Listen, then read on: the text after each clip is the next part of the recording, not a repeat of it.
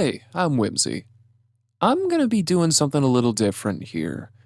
Halo just dropped a 28-minute gameplay demo playing Assault on Control Room, and I figured I would record my thoughts and my impressions of it. I've already watched this once, but hey, that's not a big deal. I want to get this out of the way first. I'm probably going to be a little bit nitpicky throughout this, but that's only because, as I've stated many times on Twitter recently, I love the first game, and it's not a perfect game. In fact, one of the ways that I enjoy playing it the most now is with Ruby's Rebalance, because I think it implements quite a few changes to the original game that are genuine improvements to it. I think the entire second half of the game is nowhere near as strong as the first half and suffers from quite a few problems and just bad design choices, or, well, do I need to bring up Rocket Flood? Anyway, let's get this going.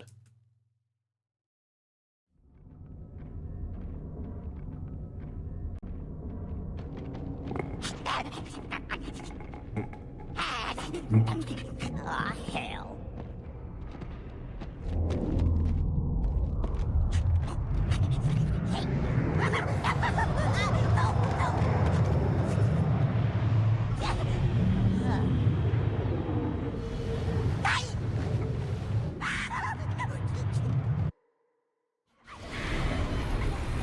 One thing I can say right off the bat is that feels a little awkward, and I'm not entirely sure why. I think it's because there's a lack of sound effects.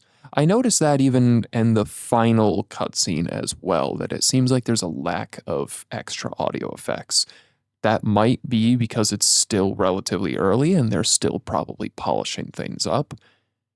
But at the same time, I don't know how much I care to throw them a bone in this respect because, as I've again stated on Twitter, I've been burned before, so I'm still very skeptical and very apprehensive about this remake.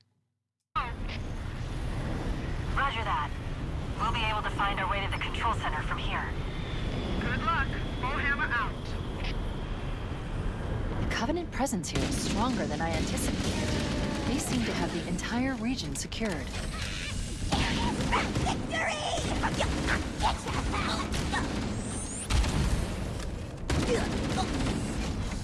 I'm not sure if I like the addition of of suicide grunts to Halo CE, only because CE can be pretty grenade spammy to begin with, especially considering that it's the game that gives you 4 fucking grenades.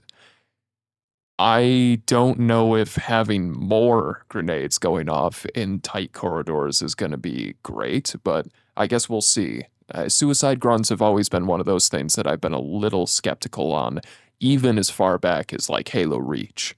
That whole segment when you're in New Alexandria, I believe, and you are dealing with the like hallways of grunts blowing up one after another. Not one of my favorite segments, personally.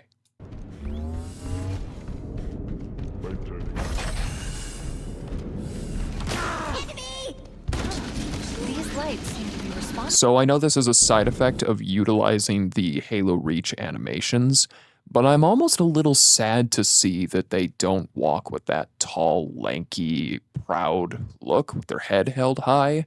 They're walking at a strange angle too, which I'm not really sure I understand that. It's, again, because they're using the Reach animations in AI, I personally would have preferred them to not have done that because I don't think that translates to the same kind of gameplay. But it's a concession I'm willing to make if the rest of the game is still alright. There's a lot of concessions I can make with a remake or remaster like this, if, and only if, it doesn't replace the original game. Hopefully that's not what their intention is, but I suspect that is exactly what these remakes are intended to do, to replace the original games in the long run. lights seem to be responding to our proximity and guiding us to the exit.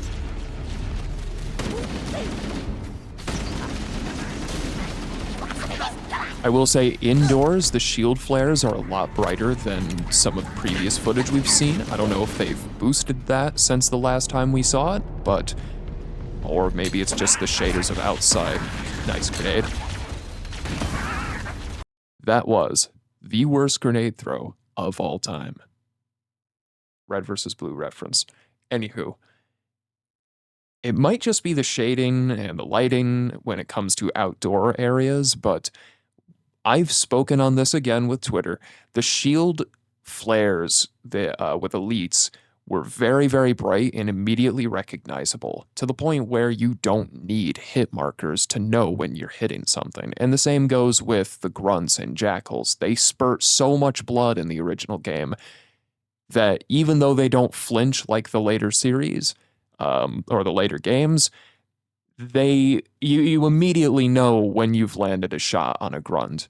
And same thing goes with an elite. You know when you're doing damage. I personally am not a big fan of the hit markers here, and I really hope that's something you can turn off in the settings.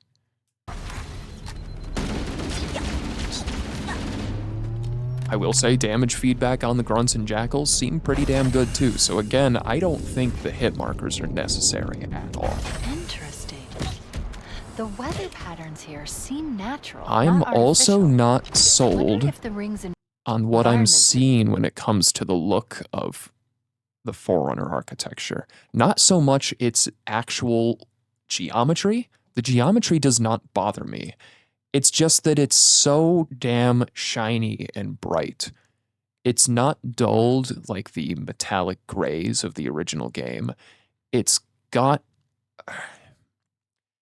like one or two gaming PC lights away from the corridors from Halo 4. And I'm not so sure I really like that. I also think it could be a little darker. I'm pretty sure most of these corridors, and again, before this game comes out, I will be replaying Halo a couple of times to not only get footage to compare, but also to make sure that I'm understanding everything to do with the gameplay mechanics and the visuals of the game, so that if I do end up reviewing this when it comes out, I can do so properly and accurately. But from memory, these hallways were a lot darker. Not so dark to require a flashlight, but they were a darker gray. natural, not artificial. I wonder if the ring's environment systems are malfunctioning, or if the designers wanted the installation to have inclement weather. This is Fire Team Zulu. Can anyone hear me? We got Covenant all over us. Can anyone hear me? Over. Cortana to Fire Team Zulu. I read you. Little visual thing I actually really like. I love that you can see the trail of the bullets whizzing by. That's just one of those almost like Matrix little details. It reminds me of like Fear or that sort of thing. Nice little detail. It looks good. It's very cathartic. There are some visual improvements or touches throughout this that I can genuinely say I actually kind of like. Not everything, and I'll get to that, but I do actually kind of like little details like that. I do wish the muzzle flares were a little brighter, but by comparison, there's other effects in this game that I think need to be toned down. It's almost like most of the ballistic weaponry needs to be toned up a little, and most of the plasma weaponry needs to be, or rather the explosions and effects need to be toned down just a tiny bit, because there's so much visual noise in some of the later parts of this video that it's almost a little hard to tell what the hell's going on. Cortana to Fire Team Zulu. I read you. Cortana? Oh man, am I glad to hear from you. I will say I do appreciate that plasma, and I can point this out later, seems more splashy now. And actually, case in point, the plasma rifle. It's splashy, like plasma again. Thank you. It actually feels like a plasma weapon where you're shooting just these balls of gelatinous fucking burning hot searing plasma instead of kind of an energy type weapon. I'm not sure why 4, 5, and Infinite changed much of the... Ooh, I'm gonna get to this guy in a minute. I don't know why they changed the sound design of a lot of the plasma-based weaponry to sound a lot more tinny, a lot more electricity-based. I don't know how to really word it, but it doesn't sound as gassy and as splashy as the original sound design. Part of that's because they re-recorded everything and aren't using stock sound effects like Bungie did. But it just doesn't have the same effect, personally. That's not one of those things that I can say is a definitive wrong. It's just not something I personally like. I can say, though, I'm glad to see that they're back to making the plasma and the plasma rifle feel like the plasma rifle from the old games. I really appreciate seeing the plasma rifle at all, to be completely honest with you. As for this guy right here, hopefully I can get a decent shot. They are using, and I just commented on this at the time of recording, maybe about an hour ago on Twitter, about the Zealot model they're using. They're using the model from Infinite of the General or Warlord, which is heavily based off of the General from Halo Reach. This might be a hot take, but the General being distinguished from the Zealot in Halo Reach was one of the worst fucking visual design choices Bungie made for the elites. They should have left the Zealots to be the Gold Elites. They were always Gold Elites. Turning them into their own class with their own maroon-red armor was kind of dumb. You could have just made the maroon-red armor dudes a specific new class, but instead you made them Zealots, and you turned the Gold Elites into something else. I don't know why you went the hard route when it would have been much easier to just make that special, Forerunner hunting team that they basically were, because, in Reach, the Zealots were only there to retrieve Forerunner artifacts and to conduct essentially Special Forces missions. Hell, you could have made them the purple Spec Ops from Halo 2 and 3, and left the Stealth Elites to be brown like Halo 2, and they are kind of a brown color in Reach. I don't know, it's weird. But I've never liked the rhino helmet and the strange, huge, chunky look of the generals. I never liked that distinguishment, and I really don't like that the waters have been muddied here, especially in Infinite and now in this remake, because Infinite made their Gold Elites look like the generals from Reach. This is because 343 and Halo Studios has a strange boner for Halo Reach. They do it with just about all of their quote-unquote classic Halo designs. It's like that's as far back as they care to take Halo's classic designs, and they don't really care to go back to 3, 2, or CE in design. I don't know why. But this is something I really wish they would change. I want to see the elites in general, across the board with this remake, look more like the CE elites, and part of that is especially the Zealot elites. I want them to have their sharper armor back.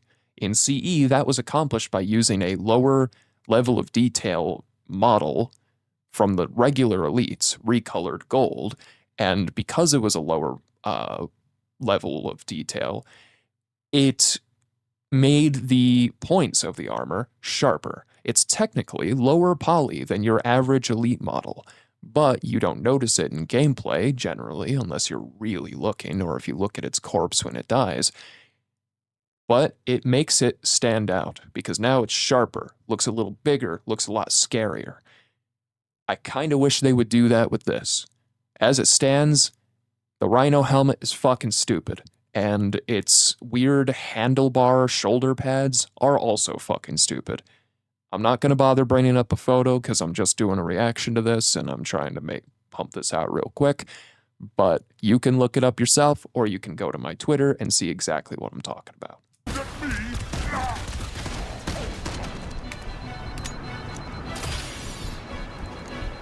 Energy Sword also sounds a little weird. It doesn't sound like... It doesn't have that gaseous hiss that the original games did. Again, this is not a deal breaker. This is another nitpick. But I'm also not sold on the weird holographic lines through it. This is the first time I have ever seen the Energy Sword look like this in the franchise. 343 has, in 4 and 5, made the Energy Sword sound more electricity-based again, more zappy, more tinny sounding, and removed the fact that it's essentially a field of energy holding together plasma, which is what to my understanding, the original Energy Sword's design was meant to be and to function with. So that hiss is the sound of the plasma filling that field when it energizes and initiates, when it appears. This doesn't quite have that sound, but it's also not as egregious as Halo 4 and 5. So if they don't end up changing this whatsoever, I can accept it, but it's not something that I'm a huge fan of.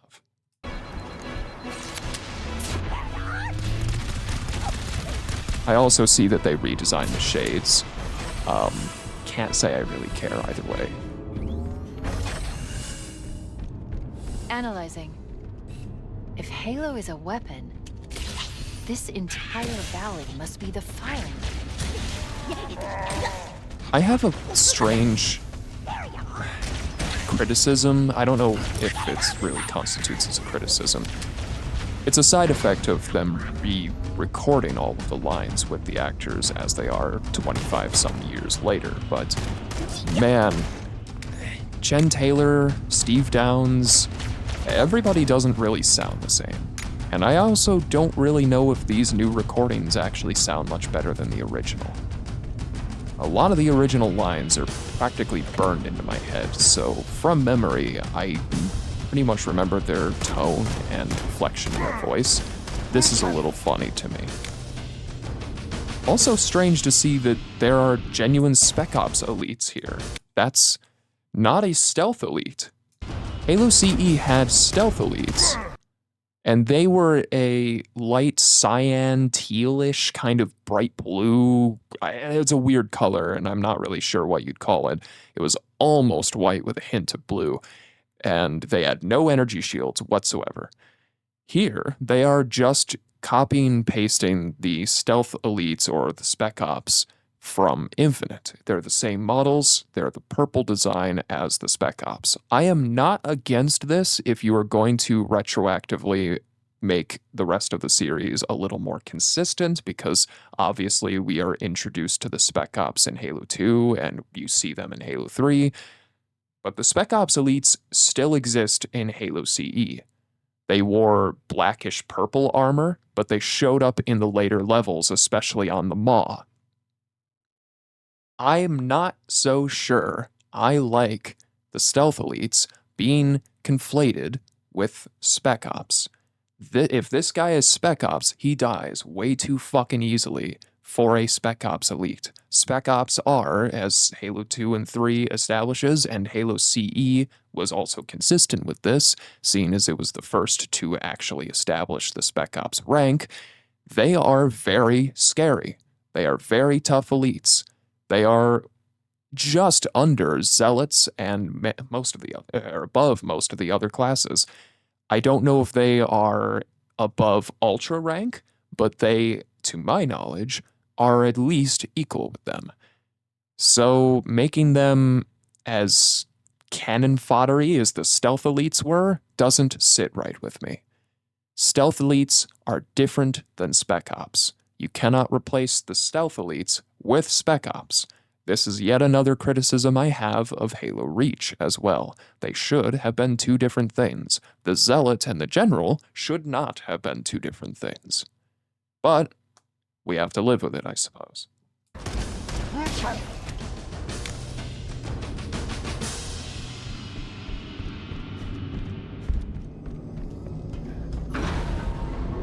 To praise the visuals a little bit, this elevator looks fantastic. It's the right level of darkness. It's the right level of just enough light to highlight things. The shadows look deep. I wish more of the Forerunner locations looked like this elevator. I'm also not sure if it's YouTube doing that stuttering or if it's in the footage, but there's something a little shaky about this gameplay. It doesn't look quite smooth, and I can't tell if that's just the recording or if that's their... Risky, but If that's you get YouTube? close, I don't know. hijack that Covenant vehicle. I also really like to see that the Ghost and most of the Covenant vehicles are as glossy and as shiny as they are. It's a step closer to that pearlescence that the original game had quite a bit.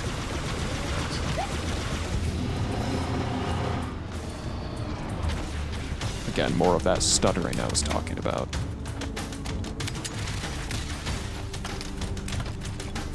I'm really not sure if that's just my YouTube and my browser, or if that's in the recording, or if that's the game itself.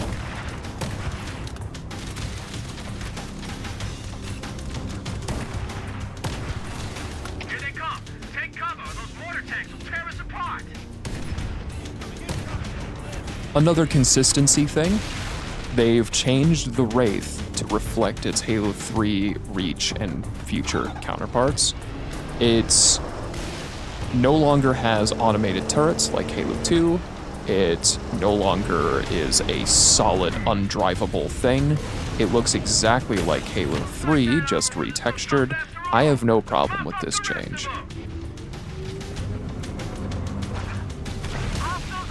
Alert, I'm detecting a Scorpion tank up ahead. We should use that to punch through the Covenant defenses. I also have no problem with you being able to drive the Wraith in this. This is one of those little additions that I think is cool. If you're going to do a remake or a redux of some kind to the original game, then it is absolutely imperative that the things that you add are done in an informed manner. Throughout this level, there's a lot more rocket ammo and rocket launchers available than the original level, but that's also because dealing with the hunters is not quite as easy as it was in CE, because you can't just one-shot them with the Magnum anymore, and because there's a lot more vehicles here. I kinda like that. It's a clear, informed change. It makes sense. Someone actually thought that one through, and allowing you to board and take the various different vehicles, allowing them all to be damaged, for example, having the tank, the Scorpion, and the Warthog. The human vehicles in Halo CE could not be damaged, for context. That was a later change in Halo 2 and 3. So being able to damage those vehicles is counterbalanced by having more vehicles and more options available to you, so it forces you to think on your feet and change out your strategy if your vehicles are damaged. I like that. That's an informed decision. It changes and affects gameplay in a decent way. One thing that does affect gameplay, and I'm not really sure I like it visually, there's a lot of mist and fog, there's a lot of haze. I don't know what modern games have a problem with visual clarity, but take a look at this frame here. I get that it's out in a snowy winter environment, but why does there have to be this absolutely gross gray-white haze over everything? Is it that hard to give some visual clarity in a fucking game? I don't know why this is something that a lot of games, especially on the Unreal Engine, I don't mean to pick on the Unreal Engine, but it's a pretty consistent thing. But every remake, be it the Spyro Reignited trilogy, the Medieval remake, that one is especially egregious because everything is baked in this horrifically nasty purple fog. And it changes the color palette, it changes how the game is looked at, and it affects visual clarity, and especially when you're trying to distinguish brightly colored objects from a white background, that's not a huge issue in this level, but it absolutely can be an issue in other levels. I don't know what I think of that, and again, that's one of those things that if that was something you could turn down in an option or outright turn off in an INI file, that might be something I do. Well, that's the last of them. We might be home in time for tea, boys. Banshee inbound.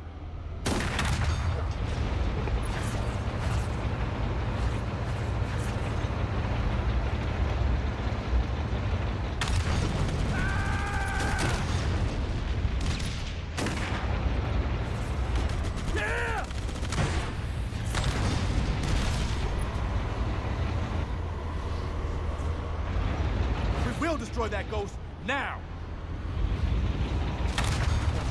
Weapon is hot. Good to still hear the original Marine lines and screams. I do appreciate hearing recognizable audio like that. I hope there's more of it. I will criticize the elites a little later because they are not using the original elite lines either. So not only will they not feel like the original elites when you fight them, they don't look like the original elites, they also don't sound like the original elites. I'll point it out when we get there.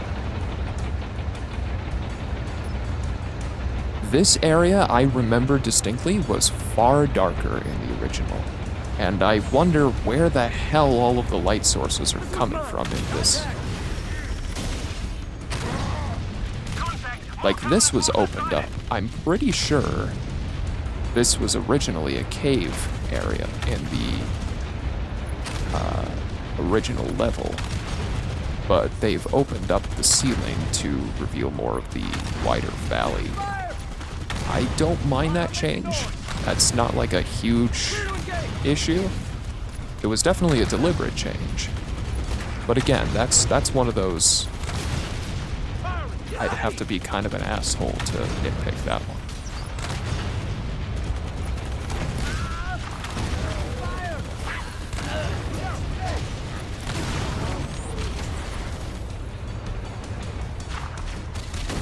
Steady. Covering fire.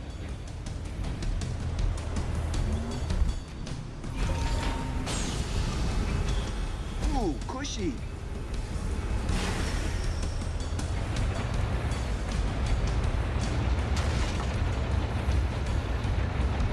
See, this is a lot darker. For a brief second there, that was a lot darker than how I remembered it. A little closer, anyway.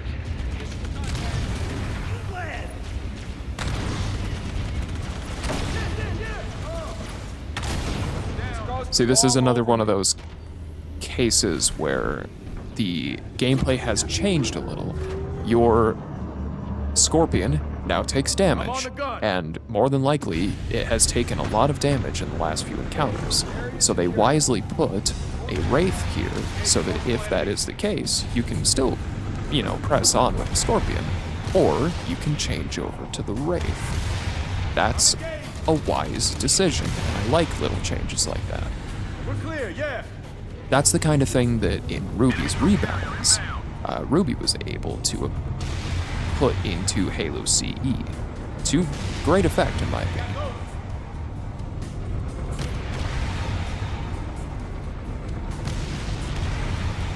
Gotta kill that ghost.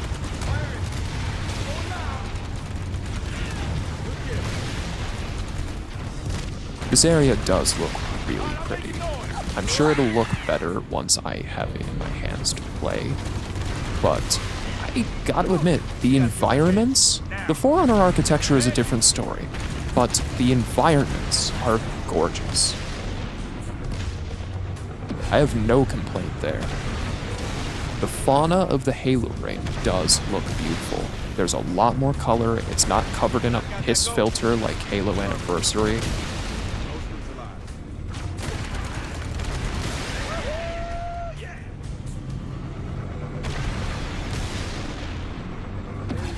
All clear. Again, a lot more of that stuttering. I don't know if that's just YouTube doing that or if that's in-game.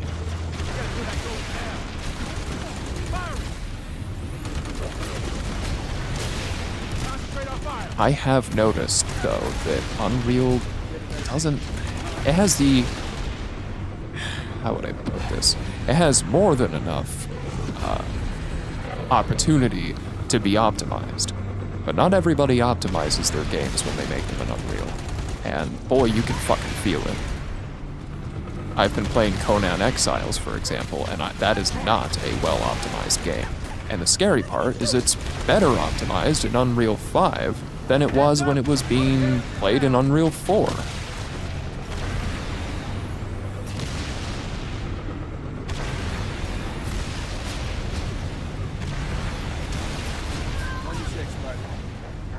This is again one of those places where I don't remember there being as much rocket ammo here. There were other weapons down here, I think, but there was not rocket ammo. But I have no problem with them putting this down here, because there's still the hunters you have to deal with.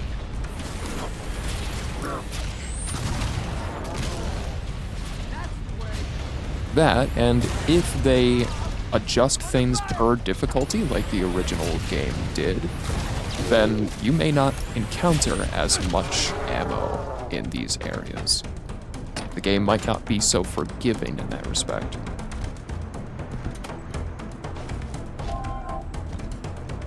That's interesting. The power-up doesn't activate as soon as you pick it up like the original game. It doesn't work like an old power-up. It's more like the equipment pickups from Halo 3. You can see it over on the left-hand side, and you had to activate it specifically to use it. I'm not upset with that change. In fact, that allows you to use the cloak a little more effectively than just having it go, be turned on immediately, and you might not even be in a position to use it effectively. You may be somewhere where you've already killed all the enemies, and, well, have fun, asshole. Now you're invisible and it goes to waste.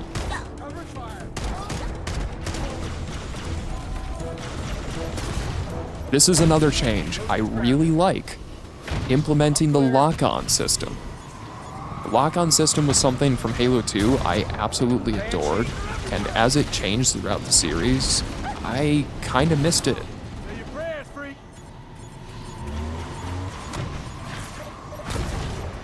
This is one of those, backporting a future development into the original game that I don't mind. Of course, you could be pedantic and say that, well, technically the original game had a different spanker model rocket launcher than Halo 2, and the Halo 2 lock-on system was supposed to be an advancement and an improvement.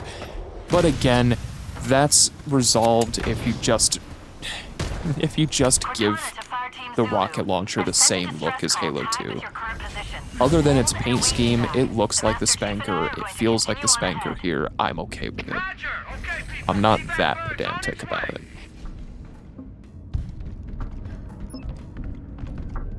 This made me very happy to see, by the way, that you can still stealth through entire rooms if you choose to. This is one of my favorite things about CE, is that you are often the aggressor in most of its combat scenarios. You decide how to engage with the enemy. You can come in here guns blazing, wake up everybody. Or you can sneak through the entire room and eliminate every single one of them without them ever knowing you were there. It's a fun little challenge to put yourself up to when you're playing the game, especially on Legendary. Sometimes it's smarter to play it that way, to save ammo and to save yourself the hassle.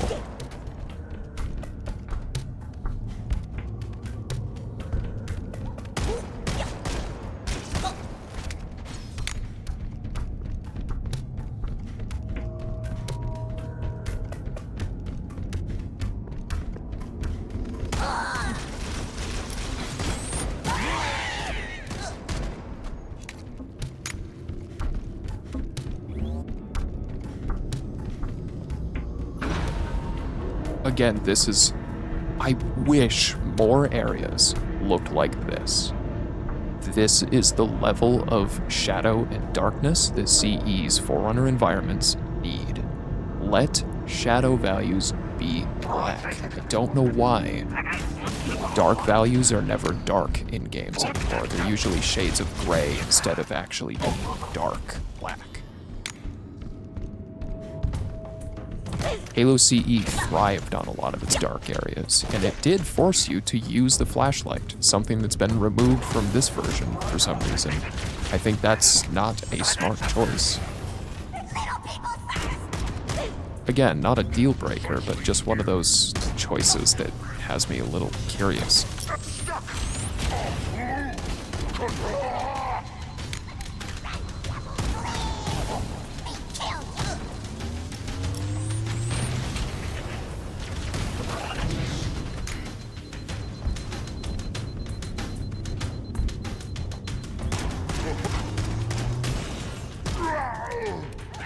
I've noticed throughout this video that you don't see whoever's playing this getting into melee range with the elites very often. Almost every elite that's been fought thus far has been taken care of at a distance.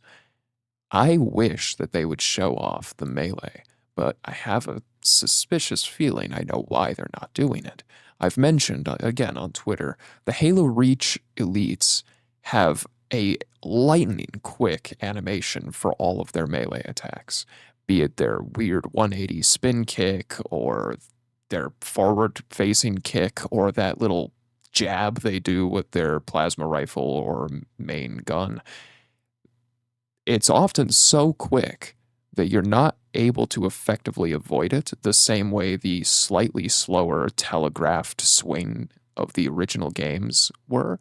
You could step out of the way of that. You could still absolutely get hit by it. It's not like it was so telegraphed that it was just a cakewalk and easy to avoid, but it was more possible to avoid it. In Halo Reach, you are disincentivized to fight elites up close. You really are not. It's not a smart idea, especially on higher difficulties from heroic or legendary, to charge an elite, because more than likely, the Reach AI elite will charge you back and will melee you down before you can hit them. That, and on the higher difficulties, their shield strength is so much fucking tougher than yours that they can kill you in one melee hit most of the time. You have to hit them probably 2 times before it breaks their shield, and then sometimes a third or a fourth to bring them down. I don't know yet, because I don't know what difficulty this gameplay demo was recorded on, how that will translate to this remake. But seeing as they're using the same AI and the same behaviors, I have no doubt that the melee is going to be the exact same. It's going to be incredibly fast, which is going to be really fucking hard for a player to avoid that melee on higher difficulties, which means most of your fights with elites are going to be long-range engagements, which in the original game was not a smart choice. Usually, closing the gap with elites was how you could take them down. Generally speaking, the elites, especially when peppering you with their plasma rifle rounds, especially on high difficulties, because they fired faster and usually tracked you better with the plasma rifle, they could suppress you and keep you pinned down for quite some time, and absolutely can whittle away at your shields and health in the original game if you stay at a distance. Closing the gap, using the environment to your advantage, and getting into melee range was oftentimes a pretty good idea if you wanted to try taking down an elite without wasting ammo and without risking getting, basically, riddled with plasma rounds.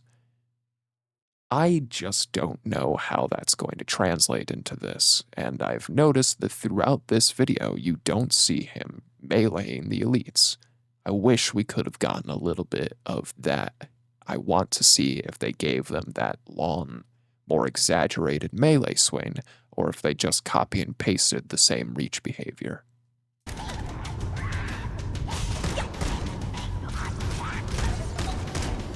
As for visuals, this room is a lot more of what I was asking for. There's a lot more contrast because of the bright bridge in the middle and some of the darker shaded areas around it. I appreciate that. I want more of it. less of the super shiny, glossy Forerunner environments. Resistance appears to be increasing. We must be close to the control center.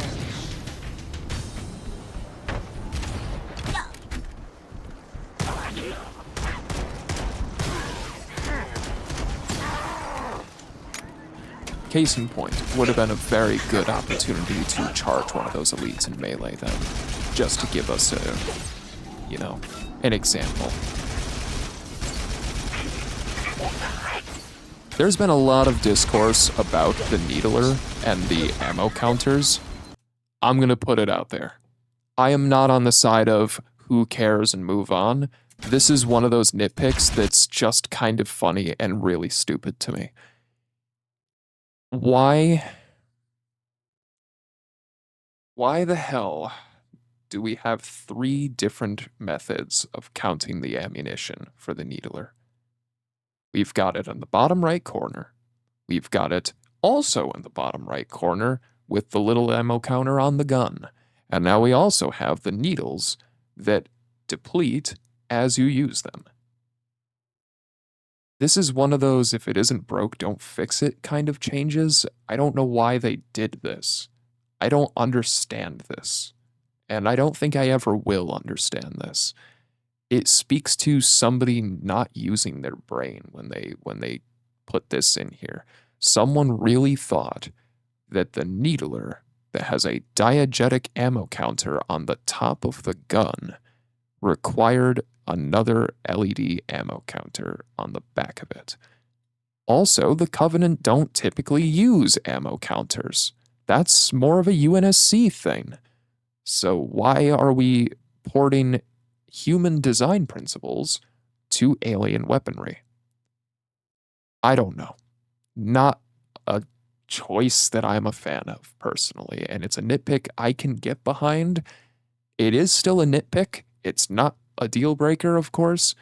It's one of those things that if eventually they update this model, nothing is wrong with the rest of the model. You really can just get rid of this right here and just leave it a gray metal piece, and it's totally fine.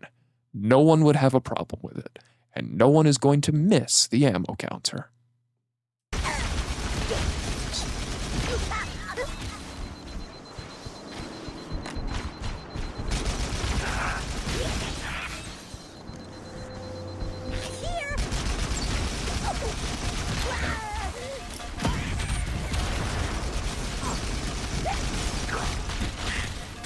More Spec Ops stealth elites. I don't know why.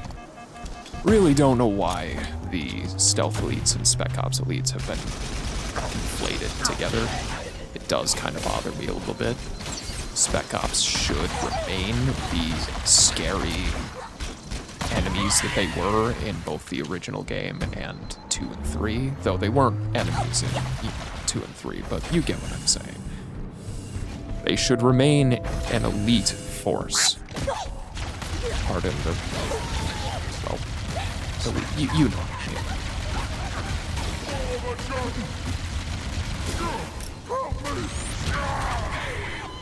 I don't like that help me line.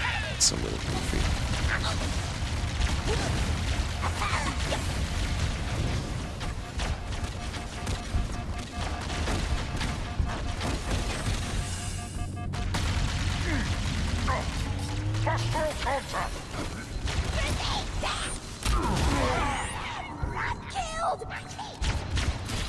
That help me line and that hostile contact line does lead into what I was saying about the elites and their voice lines being changed. They speak English now, and they have very similar lines to Halo 2 and 3. I'm not against that entirely, but I do kind of miss the backwards Sergeant Johnson lines that ended up being the classic elite voices.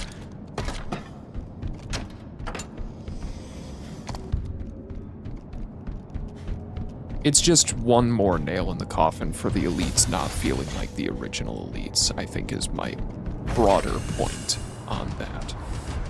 On its own, that change is not something I would be upset about if the elites still looked and felt like the original CE elites. but they don't. They don't feel like the original elites, and now they don't sound like them either. The heretic evaded. The coward. Feel the wrath of the coward. There was one of those melee examples I was talking about. Unfortunately, this is on easier difficulty. I can kind of tell.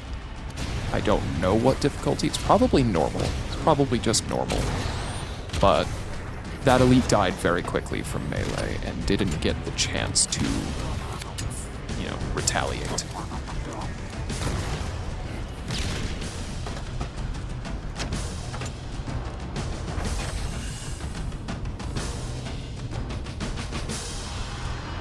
It really does make me wonder what they're going to do with the Spec Ops that show up later in the game, because thus far, all of the Spec Ops we've seen in this level have been replacing the Stealth Elites. So, what replaces the Spec Ops in the Maw? They have much higher shield ratings, they're much tougher, they were the only elites capable of throwing grenades in the original game, and generally, they're supposed to be more tactically minded elites. I mean, if we're talking from a lore perspective, obviously the Spec Ops are the premier military force. They're supposed to be a lot better and a lot better trained than your average minor elite or even major elite. Like I said, they're on par with the Ultras. Ratas Vadame, the shipmaster, is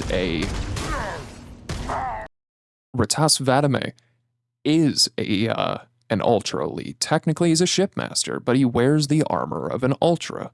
So, if we're to look at it that way, and he commands the Spec Ops, they are still a premier force for the Covenant. I don't like them being turned into the Stealth Elites, which were a lower rank beforehand.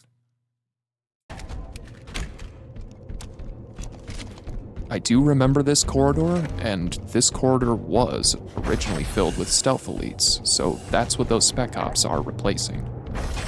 Analyzing. This must be the control room. Subtle. Look, Covenant Banshees. You can use them to fly straight to the control structure. I do apologize if I'm anyone not else touch communicating all of my points as well as I could be. This video is entirely unscripted, so unlike a lot of my other videos, this is just a flow of consciousness. An unfiltered example of how my brain works. So have fun with that one. Bring me up there and I should be able to get us inside.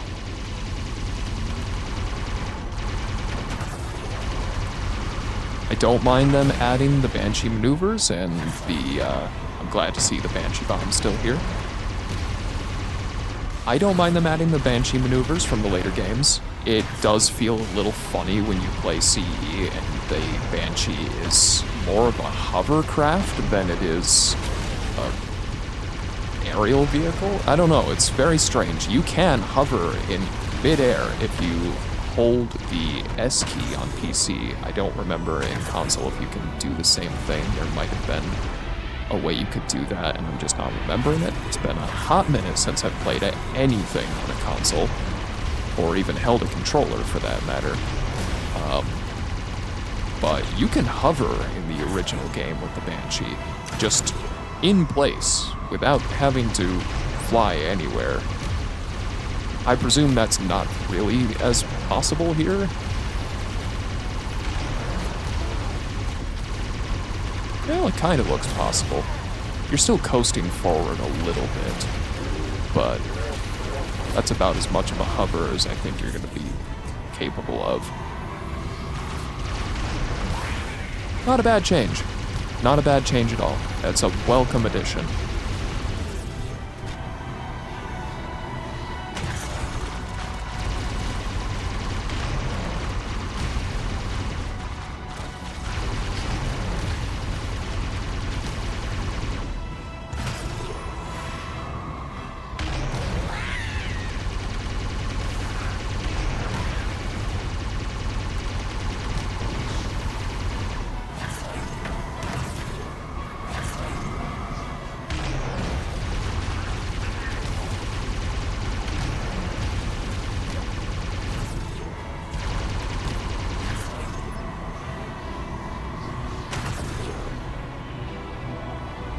I gotta say, the control room ziggurat doesn't look bad.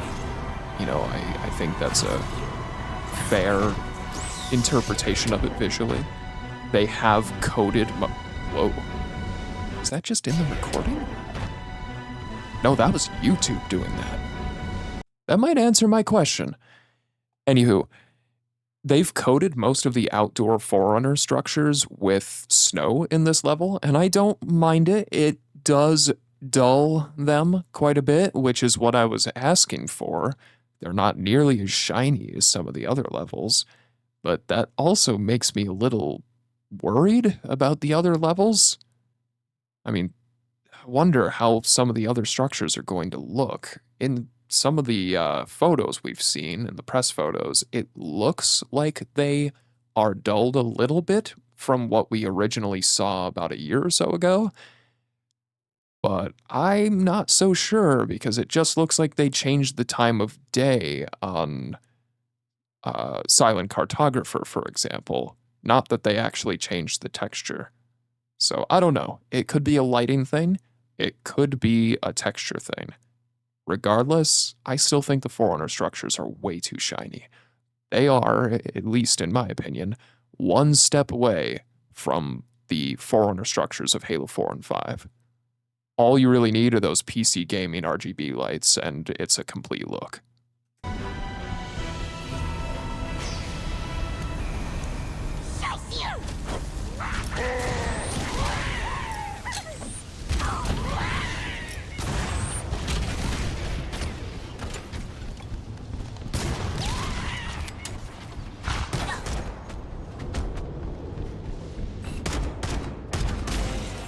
Again, shield flares actually look much better than what I had seen in previous trailers and gameplay videos. I don't know if that's because of a lighting thing or if they've just actually changed them to make them look brighter, but I approve. It's just, to me, further evidence that you don't really need the hit markers.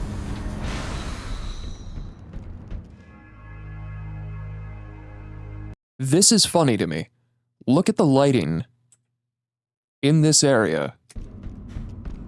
In gameplay, this area is very bright, well lit, and to a degree doesn't make sense because there's only so many lights here, so I don't know why everything is so damn reflective and bright. But then in the cutscene, that same corridor looks far more like the original game's lighting. It's darker, moodier, and it's only illuminated by those few lights I just mentioned. Please make the actual levels look like this. This is what I'm talking about. Also, it might just be because this is an earlier build, but there's kind of an absence of sounds. Halo's No footsteps. control center. No sound of his gun getting set on the magnetic holster. It just felt like the mix was a little empty there. I'll replay it so you can get what I'm talking about. This is it. Halo.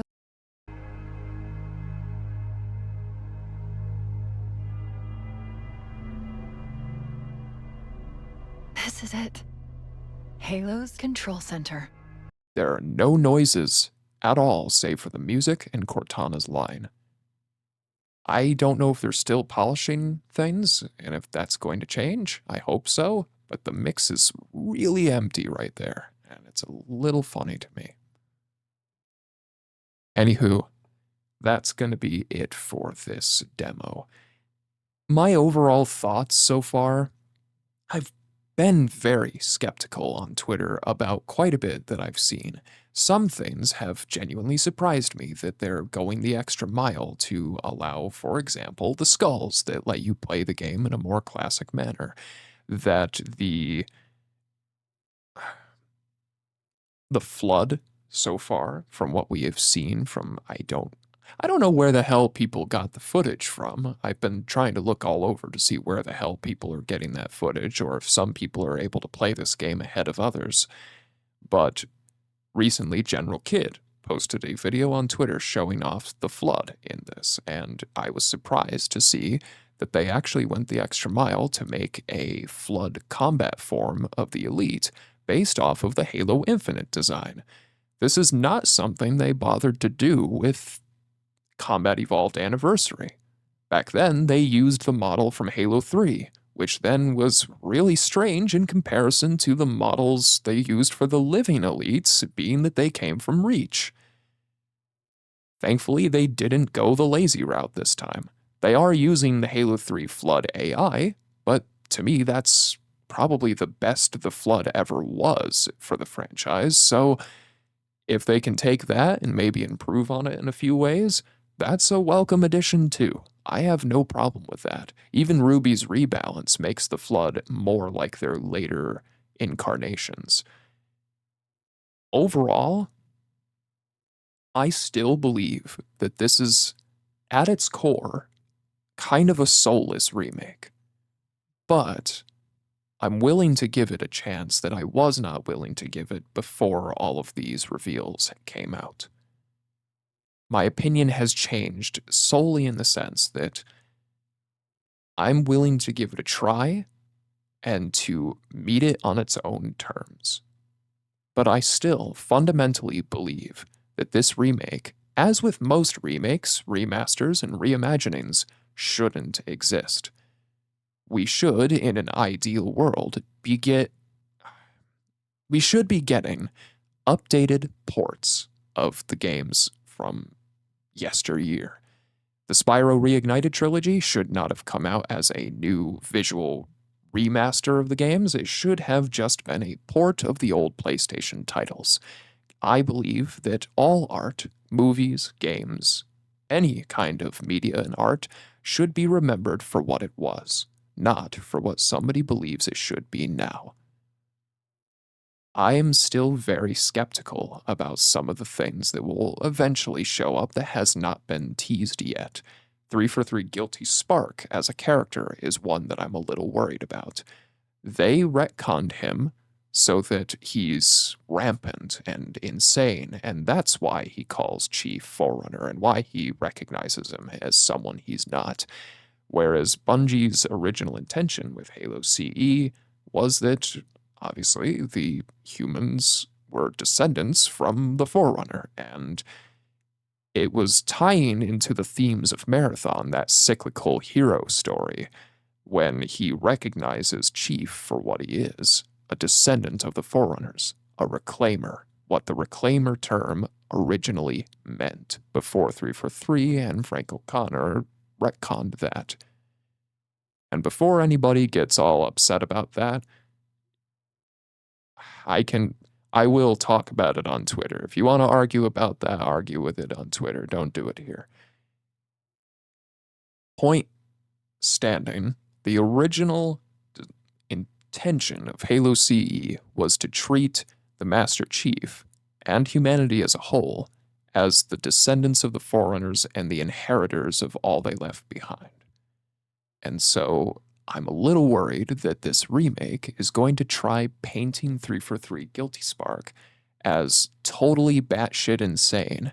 And so all of his lines of dialogue, including when he's in the level of the Maw, looking at the UNSC Pillar of Autumn's computer systems and analyzing all of our shared history, human history, as he calls it. All of our lost time is the exact line.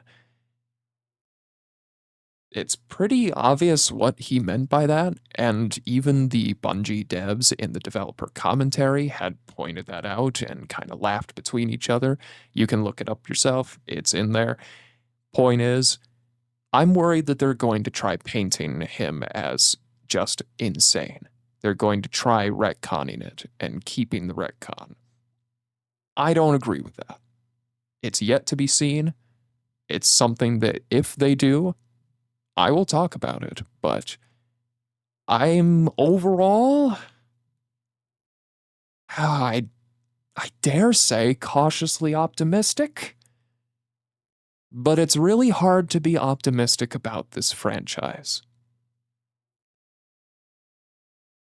All that being said, hope you enjoyed this unscripted ramble about the Halo demo trailer. I'll catch you around.